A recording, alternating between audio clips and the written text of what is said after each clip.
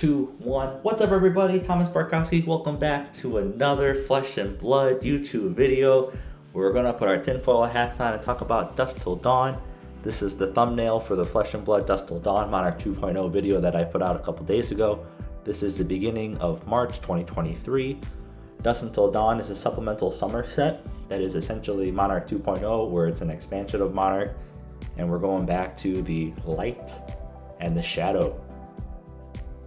So yay, more prism, more chain. I can't imagine they wouldn't give us another prism. I can't imagine they wouldn't give us another chain.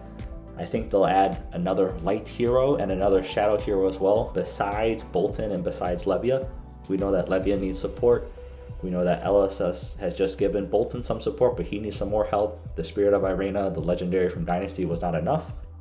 So let's put on our tinfoil hats. Let's go up the Morlock Hill. This is an article written in 2022. Where essentially Dorinthea is trying to fight off the Monastery and all of their evil creatures that have come to attack through the 9th portal, what was thought to be lost for thousands of years or hundreds of years. This is Minerva Thermus. Minerva Thermus is the warrior mentor. So she's helping Dorinthea. And here is that 9th portal. Thought to be lost. The envoy of Arathiel is attacking, and then the Arathiel is also talked about in the Tidings of Light article, which just came out in the beginning of March. But before we get there, why I want to go back to this is because we're going to see this right here. They thought to be all was lost and that the shadow was going to win. And then what does Dori do? She has this, seems to be awakening of Solana, this potential future light Dorinthea? Question mark, question mark, question mark, tinfoil hat. That's why I wanted to talk about Morlock Hill, because I believe that there is a decent chance, now this is all speculation, but I believe there's a decent chance that we will see a light Dorinthea along with a new prism, along with a new chain. I think you'll see Bolton again, and you'll see Levia.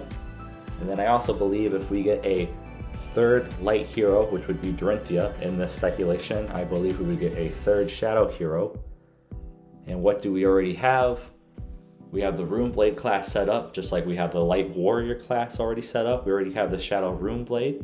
So we can turn Viserai into a shadow Runeblade, or we can turn Briar into a shadow Runeblade.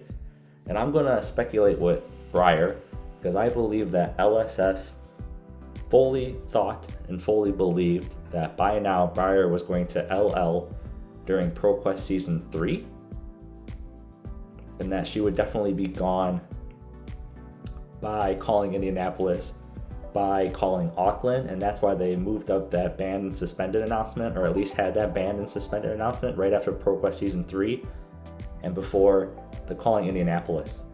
That way they could LL Briar and you could no longer play with her, because they figured she would have LL months back. They figured she would have LL. And I think there could be a potential to have her in this set so that people aren't upset that they cannot no longer play with Briar. Briar is very popular. So what happens here in the Tidings in the Light? We have that Shiana fresh off of Volcor. We saw her in Volcor for the Uprising and the Dynasty. She comes back to Bolton of Solana and asks to meet with the Grand Magisters about the assassination of the Emperor. Now, this is also more speculation, but how cool would it be for in Shadow and Light, Dawn Till Dusk, to introduce the Necromancer and have like a Shadow Emperor, because they brought him back to life after Arachne assassinated him. That would be super crazy, right? I know.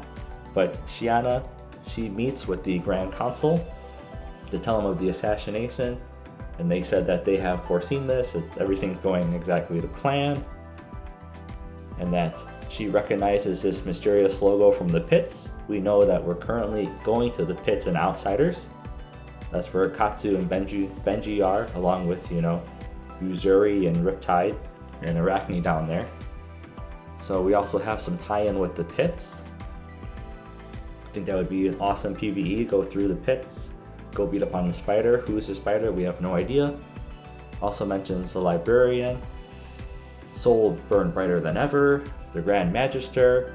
This is also around the time of the Solstice of Laurels, which is mentioned in here somewhere. Shiana mentions it, the Bolton Solstice of Laurels, which according to the Lowell book is a ceremony for the Hand of Soul taking place once a year. During the solstice, older squires are promoted to full knights while others are promoted to higher roles. We know that Dorinthea is a knight, and I could see her getting the Bravo treatment with Everfrest. Bravo went from showstopper to star of the show.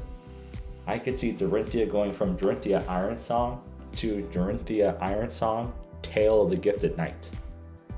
Now, why do I speculate on that? I speculate on that because in the lore book, Dorinthea Ironsong is the Tale of the Gifted Knight, just like Bravo in the lore book is star of the show. So I would not be surprised if we see a light Dorinthea in Dusk Till Dawn. Now, if you disagree with that, cool, go ahead and put that in there. See, we got this sign from the pits, and they also talk about the apocalypse, El Apocalypta, cult sworn of unspeakable acts for unknowable reasons. Is that the spider? We'll have to find out.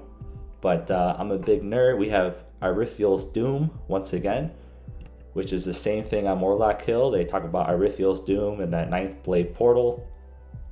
So, Monastery is still a threat. Volcor now doesn't have their leader.